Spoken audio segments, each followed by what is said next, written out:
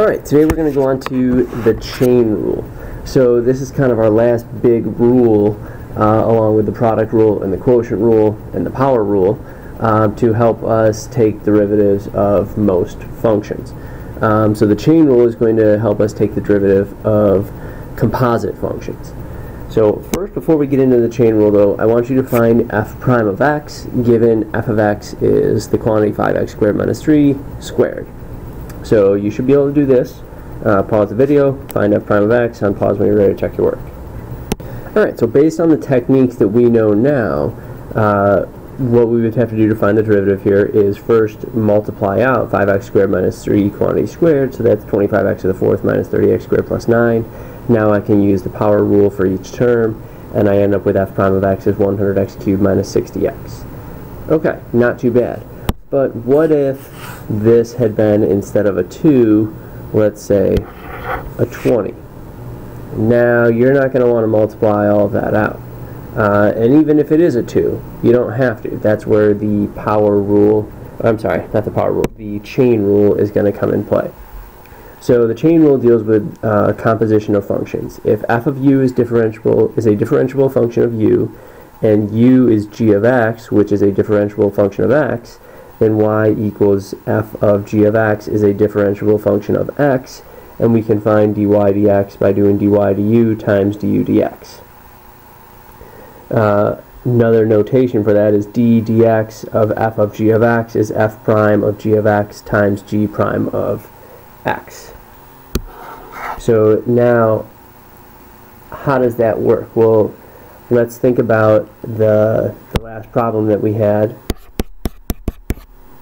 F of x was 5x squared minus 3 quantity squared. So if we say, I'm going to change the notation a little bit, if I say f of x is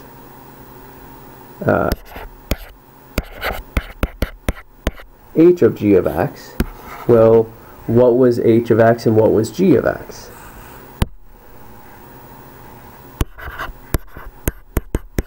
H of x is x squared, g of x is 5x squared minus 3. So that's how we can think of it as the composition of functions. Now, applying the chain rule to the derivative,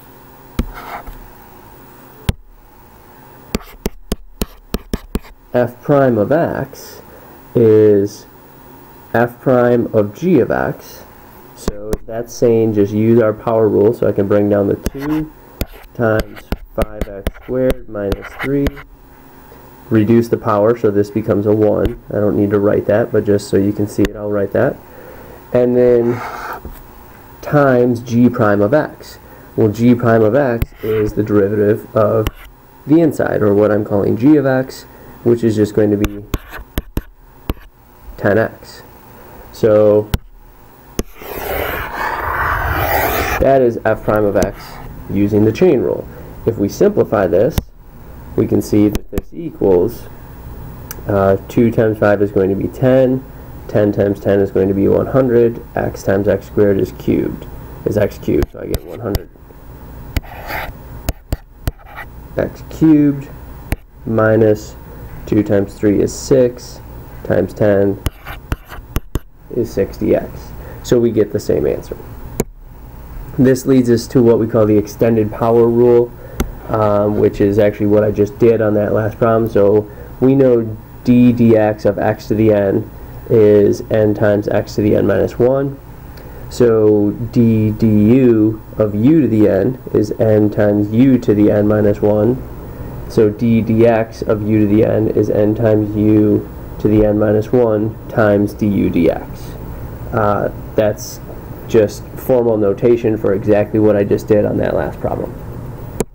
Okay, so next example, I want you to find y prime given y is the quantity 3x squared plus 4x minus 5 to the 280th.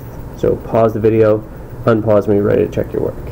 Alright, so as an answer, we should end up with y prime is 280 times the quantity 3x squared plus 4x minus 5 to the 279th times the quantity 6x plus 4. that's our derivative. We don't really need to simplify anything there because it doesn't really simplify nicely. You could multiply the 280 by each term here, but you're still going to have this quantity to the 279th times a binomial.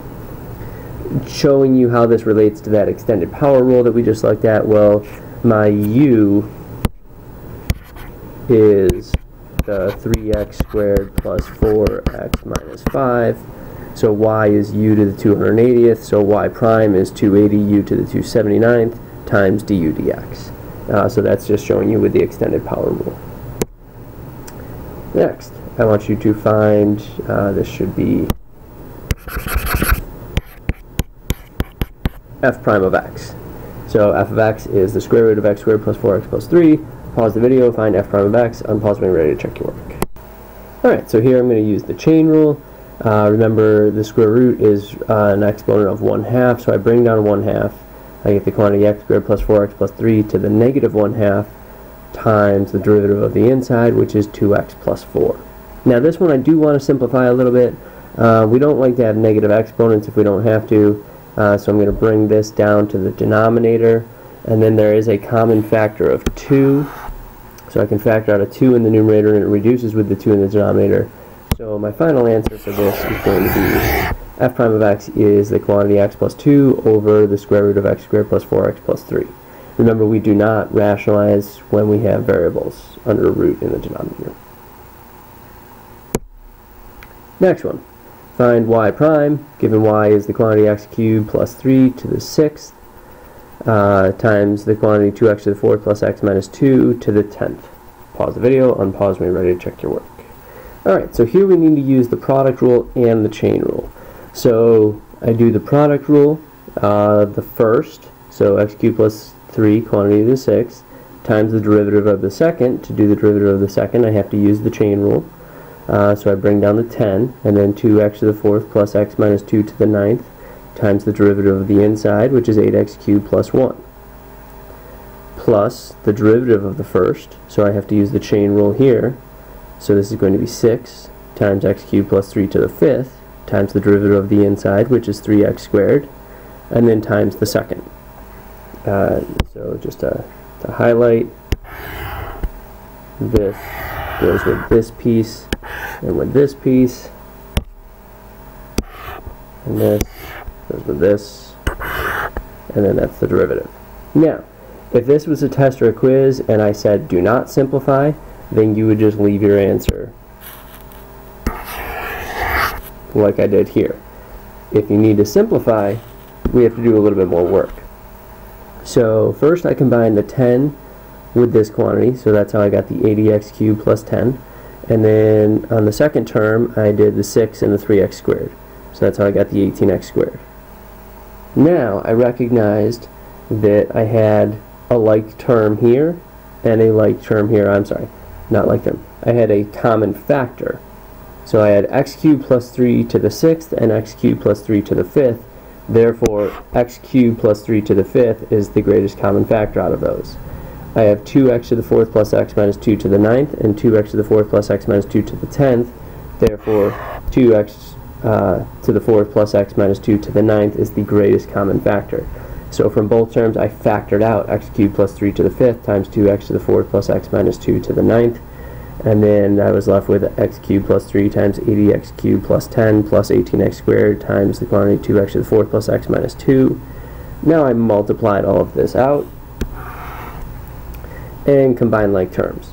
So my final simplified answer, or maybe simplified is not the right word, factored form is a better phrase.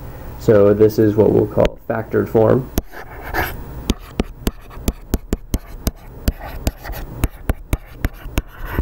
I have y prime is x cubed plus 3 to the 5th times 2x to the 4th plus x minus 2 to the 9th times 116x to the 6th plus 268x cubed minus 36x squared plus 30. Factored form will become very useful once we start using the derivative to find critical values. We don't need to worry about that yet, but you do need to understand how to get something into factored form. Next one, find f prime of x. Given f of x equals x over the quantity x squared plus 1, all to the 5th. pause the video, unpause when you're ready to check your work. Alright, so here we should end up with negative 5x to the fourth times the quantity x squared minus 1 over the quantity x squared plus 1 all to the sixth. Again, I didn't specify, so if you have this not factored out, that's fine. And yes, x squared minus 1 does factor into x plus 1 and x minus 1. You can factor that if you want. That's not really necessary, but you can. So first, make sure we understand how we do the derivative, though. Here we have to use the chain rule and the quotient rule. So first I do the chain rule, bring down the 5, and then the quantity x over x squared plus 1 is to the fourth. And now the derivative of the inside, I have to use the quotient rule. So bottom times the derivative of the top minus the top times the derivative of the bottom over the bottom squared. Combine like terms in the numerator, and then, like I said, now I factored out a negative 1 from this quantity, and then I just combine the 5x to the fourth. And then the denominator is also combined.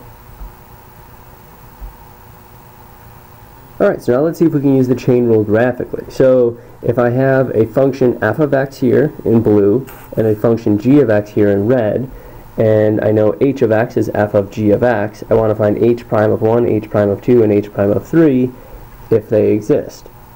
There is a sharp corner at 2 on the f of x function. So first we want to remember, well, what is h prime of x? So h prime of x is going to be f prime of g of x times g prime of x. So h prime of 1 is saying what is f prime of g of 1 times g prime of 1. Well, what is g of 1? So that's saying when x is 1, what is the y value of the g of x function? So that's right here, so that's 3. So this is saying what is f prime of 3 times g prime of 1. Well, what does this mean? Well, remember, f prime is saying the derivative of f at 3. Or f prime of 3 is saying the derivative of f at 3. Well, what does the derivative represent? It represents the slope of the line. So when x is 3, which is right here, the slope is negative 2. G prime of 1 is saying what is the slope of the g of x function when x equals 1. And so we can see the slope equals negative 1 right there. So this becomes negative 2 times negative 1, which is 2. So h prime of 1 is 2. So now, using that idea, I want you to find h prime of 2 and h prime of 3. Pause the video, unpause when you're ready to check your work.